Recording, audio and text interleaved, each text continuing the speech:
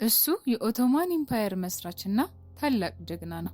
እንደ ዲሪሪስ ኤርቶግሩል ፊልም ከሆነ ህይወቱ በጦርነት በራእይና በማይናወጥ እምነት የተሞላ ነበር። ፊልሙ እያንዳንዱ እንቅስቃሴው የተመዘገበ ከሞንጎሎችና ከታምፕለርስ ጋር የሚዋጋ ዝነኛ ተዋጊ አድርጎ ይስለዋል። ነገር ግን በፊልሙ ላይ ያያችሁት ነገር ሁሉ ማለት ይቻላል ተረት ቢሆንስ? እውነተኛው ኤርቶግሩል ዝነኛ ሳይሆን እንደ መንፈስ የማይታወቅ ቢሆንስ? የታሪክ ተመራማሪዎች ስለ እውነተኛው ኤርቶግሩል ከመረጃ ይልቅ ጥያቄዎች ነው ያላቸው። እሱ ትቶልን ያለፈው ዝርዝር ታሪክ ሳይሆን የታሪክ ክፍተትን ነው። ያያችሁት አስገራሚ ድራማ የተገነባው በጥንቃቄ በተቀነባበረ የታሪክ ፈጠራ ላይ ነው። ዛሬ ተረቱን ከእውነት እንለያለን።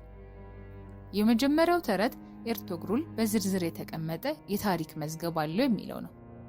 ፊልሙ በመቶዎች በሚቆጠሩ ክፍሎች የፖለቲካ ሴራዎችንና ንግግሮችን ያሳያል።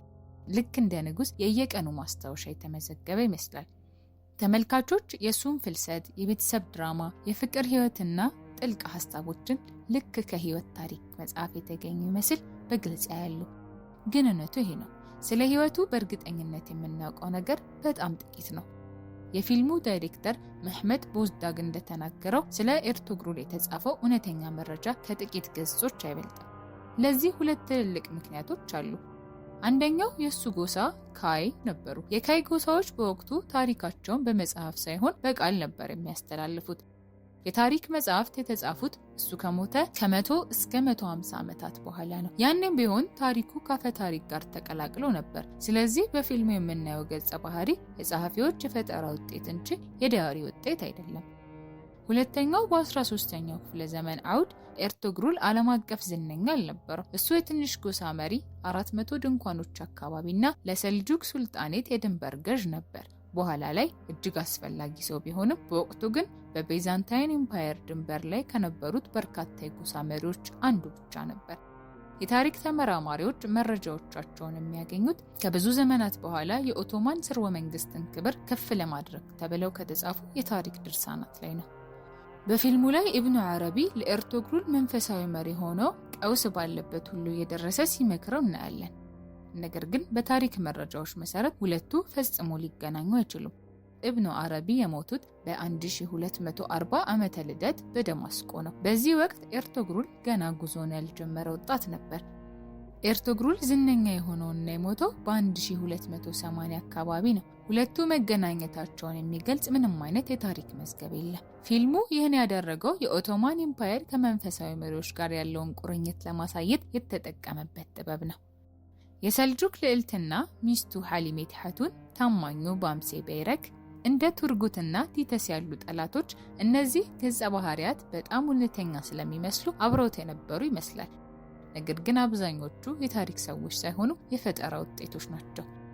ለአብነት ያህል ሐሊሜት ሐቱን የኤርቶግሩል ሚስትና የኦስማን እናት እንደሆነች ይነገራል። ነገር ግን በጥንታውያን የታሪክ መጽሐፍት ውስጥ ስሟ አይጠቀስም። የሚስቱ ስም ሐሊሜት ስለመሆኑ ወይም የሰልጁክ ልዕልት ስለመሆኗ ምንም የታሪክ ማስረጃ የለም። የባምሲ ገጸ ባህሪ ደግሞ ዲዴ ኮርኩት ከሚባሉ የቱርክ አፈ ታሪኮች የተወሰደ እንጂ በወቅቱ የነበረ ሰው አይደለም። እንደ ቲተስ ያሉ ጠላቶች ደግሞ ለፊልሙ ድራማ እንዲሆኑ ተብለው የተፈጠሩ ናቸው። የጎሳውን አርማ፣ አልባሳትና መቃብሩን ስታዩ የታሪክ ማስረጃዎች ያሉ ይመስላል። ስለ ኤርቶግሩል መኖር ብቸኛውና ትልቁ የታሪክ ማስረጃ በኢስታንቡል ሙዚየም የምትገኝ አንዲት ሳንቲም ናት።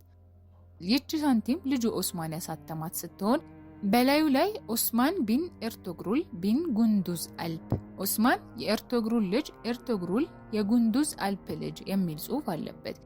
ይህ ሳንቲም ሁለት ነገሮችን ያረጋግጣል። አንደኛው ኤርቶግሩል በእርግጥ የነበረ ሰው መሆኑ፣ ሁለተኛው የአባቱ ስም በፊልሙ እንደሚባለው ሱሌይማን ሻህ ሳይሆን ጉንዱዝ አልፕ መሆኑን። ከዚህ ውጪ በህይወት ያለ የተቀረጸ ምስል ወይም ምስክርነት የለም። በፊልሙ ኤርቶግሩል ሁሉንም ችግር በሰይፍ የሚፈታ ልዩ ተዋጊ ተደርጎ ይቀርባል። ነገር ግን የእሱ እውነተኛ ጥንካሬ ሰይፉ ሳይሆን አእምሮ ነበር። ታላቁ ስኬቱ 400 ቤተሰቦችን ይዞ በቤዛንታይን ጠረፍ ላይ በምትገኘው ሶጉት መስፈሩ ነው። ይህ ቦታ በወቅቱ የጦርነት ቀጠና ነበር። እሱ ግን በዚህ አደገኛ ቦታ ላይ መኖሩ ለወደፊቱ ትልቅ እድል እንደሚፈጥር ተረድቶ ነበር። እሱ በሰይፍ ሀገር አልገነባም፣ ነገር ግን ለ600 ዓመታት የቆየውን ታላቅ ኢምፓየር ዘርዝርቶ አልፏል። እውነተኛው ኤርቶግሩል ማን ነበር? ፊልሙ ለታሪክ ማጣፈጫነት የተጠቀመባቸው ብዙ ነገሮች ከእውነታው የራቁ ናቸው። የኦቶማን መሪዎች ዓለምን በሚገዙበት በዚያ ገናና ዘመናቸው እንኳ አንድም ጊዜ የሐጅ ስርዓት አልፈጸሙም። የትልቅ የታሪክ ተቃርኖ ያለ ፊልሙ ግን መሪዎችን ከመንፈሳዊነት ጋር አጣብቆ ያቆራኛቸዋል። ስለዚህ ማንኛውም ነገር በእስልምና ስም ስለቀረበ ብቻ እውነት ነው ብላችሁ ከመቀበላችሁ በፊት በጭፍን ከመመሰጥ ወጥታችሁ እውነቱንና ተረቱን ለይታችሁ ለማወቅ ጥናት አድርጉ። ቪዲዮን ከወደዳችሁት ሰብስክራይብ ማድረግ እንዳትረሱ። ለሚቀጥለው ሳምንት የትኛውን የታሪክ ሰው እንድናቀርብላችሁ ትፈልጋላችሁ? ኮሜንት ላይ አስፍሩልን። እናመሰግናለን።